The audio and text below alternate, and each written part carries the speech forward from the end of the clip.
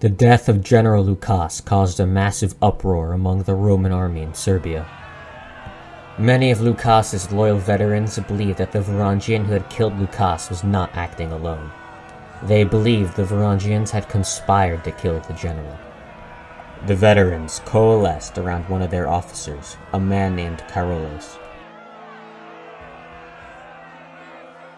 Carolus attempted to interrogate the Varangian who assassinated Lukas, openly stating his intention to torture the Varangian.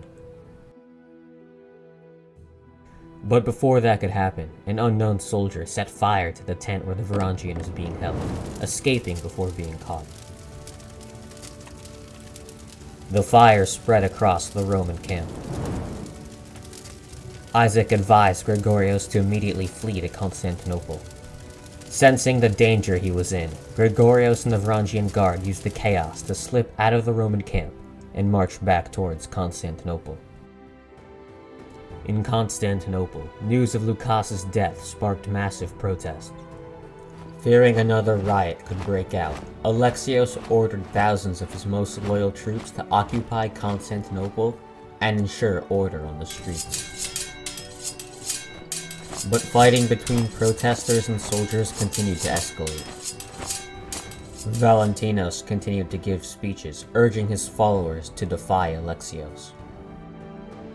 Furthermore, several of Lukas's allies in the Empire's European provinces began to gather armies, anticipating a spike in civil unrest. The situation became even more dire when Gregorios and the Varangian Guard arrived at Constantinople.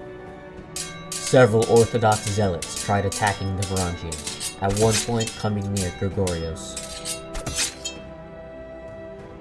In one incident, Isaac killed a priest who was rushing Gregorios. After this, pandemonium spread throughout the city.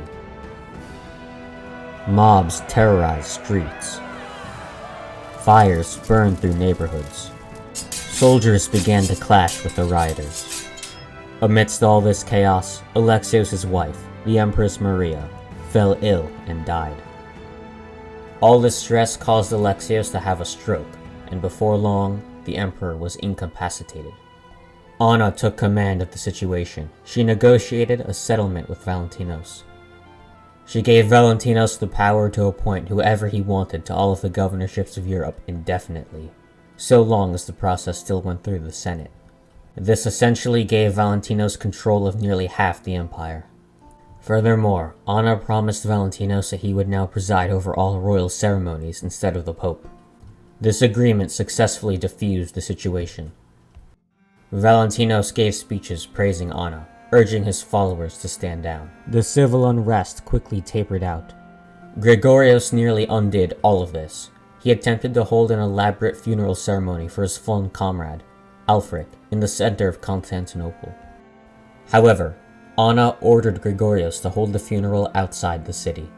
Gregorios had no choice but to do so. He buried Alfric outside the walls of Constantinople.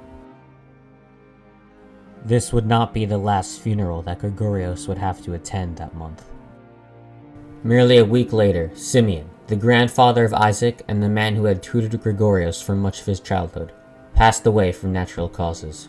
Since Simeon was a popular statesman, philosopher, and father of the captain of the city guard, the people of Constantinople were more than happy to hold a massive funeral for Simeon.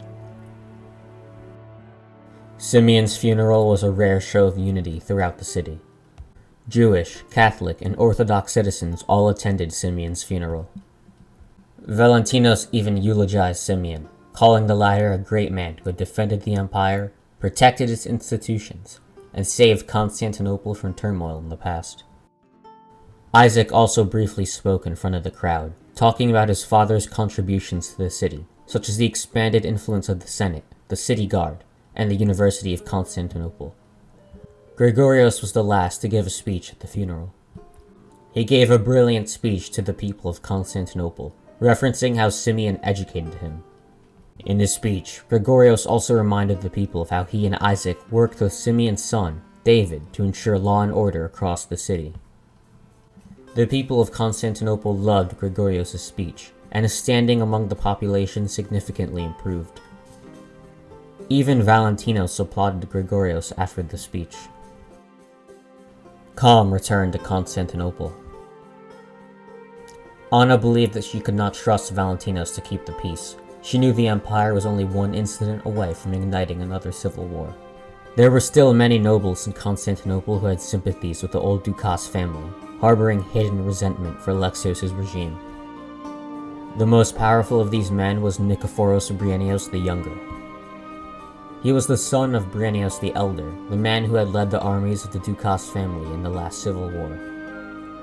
Bryennios was also wary of Valentinos' growing power, fearing that it would disrupt Constantinople's social order. Furthermore, he was also good friends with Anna, and the two had known each other for many years. To secure the alliance, Anna married Bryennios in a quiet ceremony. The nobility of Constantinople were now affirmatively loyal to the Komnenian dynasty. Alexios soon recovered from his stroke, though he was clearly a changed man. He praised Anna for guiding the empire through the crisis, but at the same time chastised her for not holding the marriage ceremony between Gregorios and Paraska, feeling that any more delays would jeopardize the empire's alliance with Hungary. Careful not to incite further unrest, Gregorios and Paraska married in a closed-off ceremony. In 1110, Paraska gave birth to a boy. Gregorios named him Alfricos. Gregorios was restless. The memory of Alfric's death still haunted him. Every night, all he thought about was avenging Alfric. Gregorios tried to persuade his father to give him money and armies to invade Italy and fight the Knights of Adana. But Alexios refused. He believed another war in Italy would stretch the empire to its breaking point. He also was worried about potentially inciting the Pope amid all the ongoing religious unrest. This made Gregorios bitter. He spent his days with Isaac and the Varangian Guard, telling them of how he longed to fight in Italy. Eventually, an emissary arrived from Sultan Erkan of Baghdad. The emissary was the Sultan's son, a man named Mahmud. Mahmud informed the imperial court that Sultan Erkan had significantly strengthened his position, amassing a huge army. At the same time, the Ghaznavid Empire suffered internal unrest and rebellion after Sultan Ibrahim's failed invasion of Baghdad from years before. The Ghaznavids were weak. Sultan Erkan saw this as the perfect opportunity to invade Iran and reclaim lost Seljuk lands. Now, Erkan wanted Roman assistance. He promised to pay tribute to the emperor if he received Roman military support in return. Gregorios saw this as the perfect opportunity to win military glory. He excitedly told Isaac that he planned to win glory in Iran and use that leverage to pressure his father to allow him to invade Italy. Isaac loved the idea. Alexios, believing that the war presented a unique opportunity to expand the empire's influence at little expense to the treasury, was more than happy to let Gregorios lead a Roman army to help Sultan Erkan.